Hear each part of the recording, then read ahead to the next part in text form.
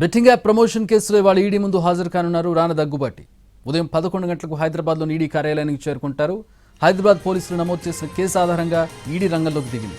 Betting యాప్స్ను promote చేసినందుకు హవాలా రూపంలో డబ్బులు తీసుకున్నారనే ఆరోపణలతో విచారణకు సిద్ధమైంది ఈడీ.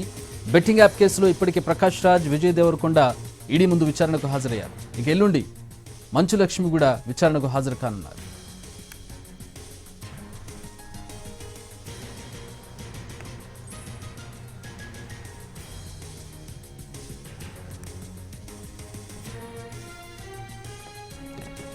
బెట్టింగ్ యాప్ ప్రమోషన్ కేసులో ఇవాళ ఈడీ ముందు హాజరు కానున్నారు రానా దగ్గుబాటి. ఉదయం 11 గంటలకు హైదరాబాద్లోని ఈడీ ఆఫీస్కి చేరుకుంటారు ఆయన.